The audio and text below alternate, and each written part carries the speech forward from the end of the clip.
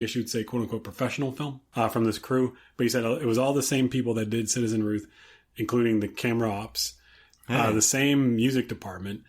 There's a lot of the same grips and electricians. I did love the score. Yeah, the score is phenomenal. Like when we meet Chris Klein's character falling down the mountain, his cheeky kind of doofusy score. And then when Matthew Broderick comes home, it's the very sad music type score, which I think is played humorously. I kind of love the score in this movie as well. Also, the score whenever he's after he gets done with his affair and he envisions himself as kind of like an Italian. Ciao bella. He puts that in the commentary, saying that like he envisioned like his character as he's kind of like this James Bond, but like this European version. He's like in Europe, and Italy is known for its great lovers, so he put that in there. And he talks a lot about how a lot of the different backdrops, driving shots that they did use was all from stock footage. Yeah, with Navajo Joe, the theme from Navajo Joe, starring Burt Reynolds. Yep. That's showing on, I think, Tubi right now. And I was like, awesome. I gotta watch that movie. It's been forever. I think I saw that movie like when I was like 4 or 5. Jeez Louise. Because I remember seeing, because I mean, everybody did when they were kids growing up. I mean, that's all you watch was westerns. Yeah. The Adventures of Briscoe County Jr. Oh man, I love that DVD. I love that show. So good. But yeah, I wanted to just briefly bring him up. And a lot of these, a lot of the producers and everything all did a dynamite job. Keith Samples, for instance, he produced Kingpin before he did this, and Private Parts. Hey, those are both big movies. Kingpin's another oppressively bleak comedy. It's a comedy. I'd love that movie. But it's one of the darkest comedies I think I've ever. It's midnight, dark. It's so like, oof. Like, I mean. I love those commercials though with Bill Murray. Sometimes when I wake up in the morning, he's there. And you hear him like snapping people. It's like in the photo, he's still going for it. He's such a sleazeball. I remember when he's playing football, deeper. He's a maniac, Bill Murray. That's a pitch black comedy right there. I love that one. That's such a great movie. But a couple of other cool shots, a couple of things I just wanted to bring up was, the cinematography, for instance, when we first are introduced to Tammy, when she's on the bed with Lisa, the camera angle switches from on them to sideways, so it makes a big T. Oh. T for Tammy.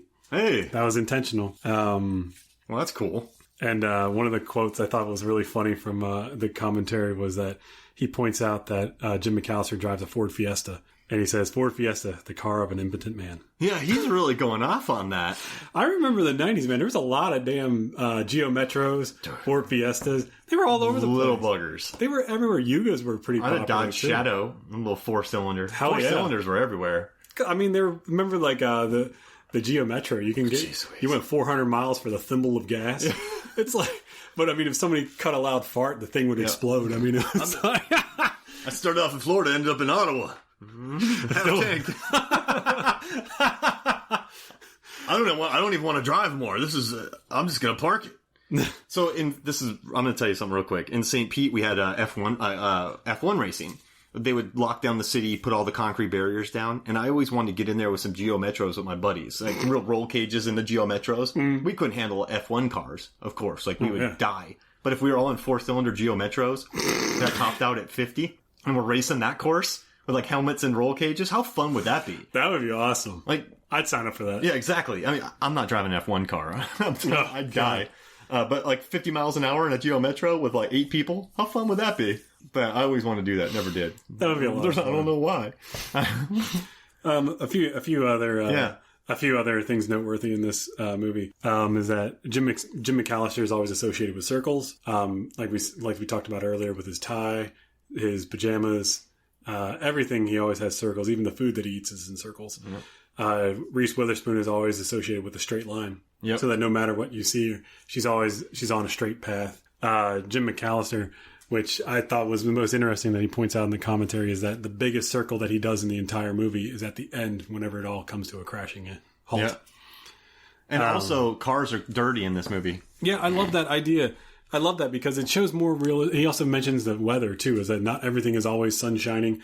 The lighting is not always perfect. Yep. Which is, I like that, but it only works so much. Certain times it won't really work, in my opinion, but it works perfectly for this movie. He also mentions that he didn't see Ferris Bueller as of the recording of the DVD. I love that. And I love this talk about how at first a lot of students wanted to be extras and they realized how terrible it was. Yeah. So then he could only fill up a third of the auditorium, or a quarter of the auditorium at a time. Yeah, half the auditorium was filled. And then at the end shot, when you see both sides of the bleachers, they can only do one full side of the bleachers. So then they had to, so if you watch that scene, they kind of have to like go back and forth. And he says that the last shot, whenever they announce the president of the student body, they have both sides filled up. He said that's because they called an auditorium and they got that shot. And then they had everybody go. Yeah. So it was literally just they showed up, shot it, left. So it was like they got to keep the students for free for 40 minutes. Imagine the high schoolers watching that movie after it came out. Like They you're a probably- sophomore and you're like, what? Would blow me away. I'd be like, how did they do that? It's like, it's Hollywood magic. It's how we do everything. So I think it's time for something right now. Oh my goodness. Chris Kelly, recommendations. Chris Kelly, recommendations. What do you think? Is that a good one? Yeah. I like that one. That one's pretty good. But yeah, like I just want to explain real quick. You know, I like to do my recommendations every time that we do talk about a film. And I consider these recommendations to be a lot like a wine or a beer that would complement the main course. So if you look at this podcast as Election as your main course, then these movies would complement the film. Ooh. So it's not going to be directly like, oh, well, this movie's nothing like this. And it's like, well, it's not meant to be. It's supposed to complement it. I like it. Like a Belgian beer with some cheese. Oh, I just wanted to add this really quick to go back to Election. If you do want to watch Election, it's now streaming on Popcorn Flicks, Pluto TV, and Amazon Prime. Really? Yeah. What's Pluto TV? Is that free? Oh God, yeah. Yeah, oh man, you got to get. If you don't have Pluto TV, they have a channel on there that's all Mystery Science Theater 3000. Really? It's okay. un-effing believable. If we didn't already use the PG-13. Yeah, we'd be at a PG-14. I've seen so many PG. I've seen so many.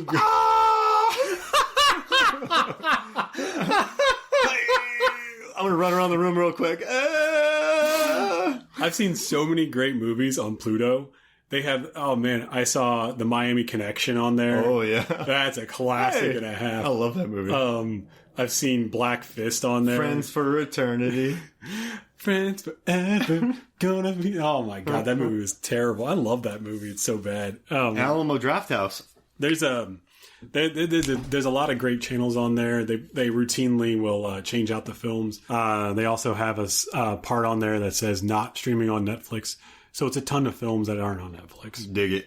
It's great. I love it. So like I said, back to my recommendations. The first movie I want to talk about is 1991's Delicatessen. Oh yeah. I thought this was a great pairing. I watched it again last night just to refresh my mind, and I was like, oh yeah, this movie really does go with it.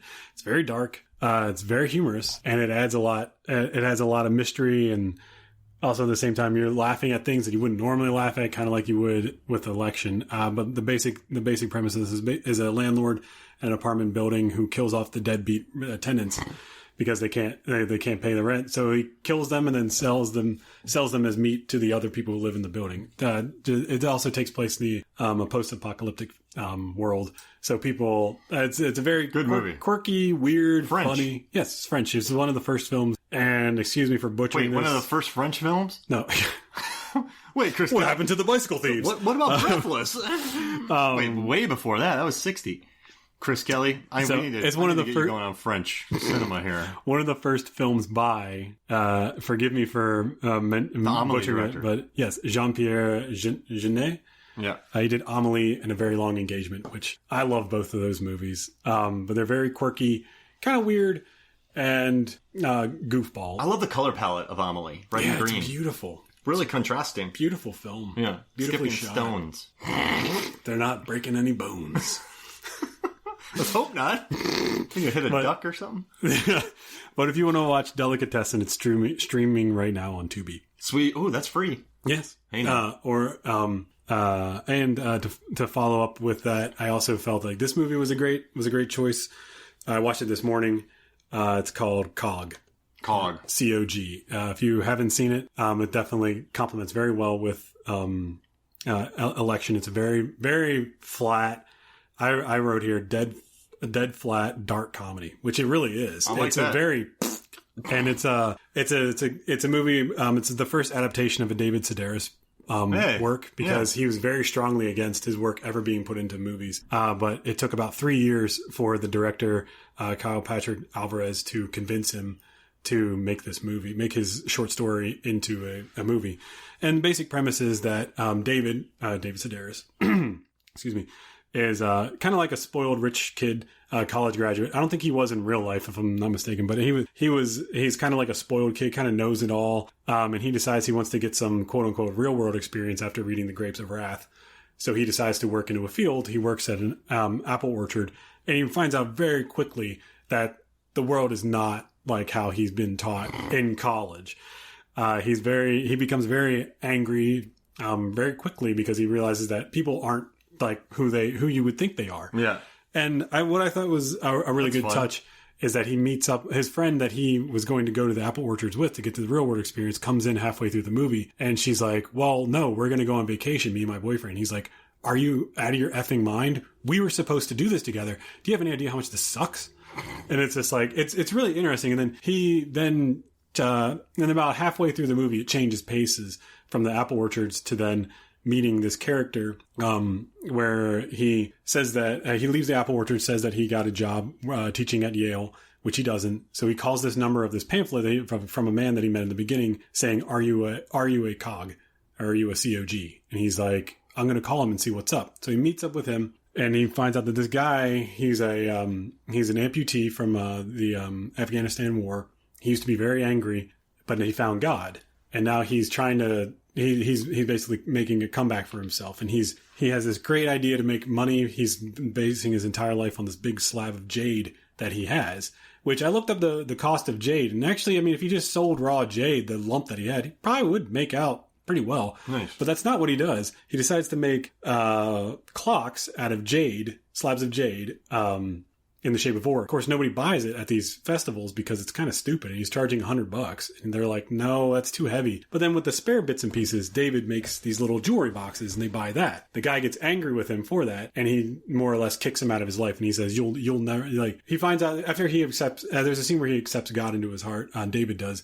And he's now a COG. I'm not going to tell you what that means, but at the end of the movie, Child of God. Yeah, but as a spoiler alert, crap. That's the end of the movie. Oh. Thank you. But he's like, he says to tell him basically, you'll never be a child of God. Now get out of my truck. That's kind of how it ends. Got it. It doesn't matter if you know that part of it.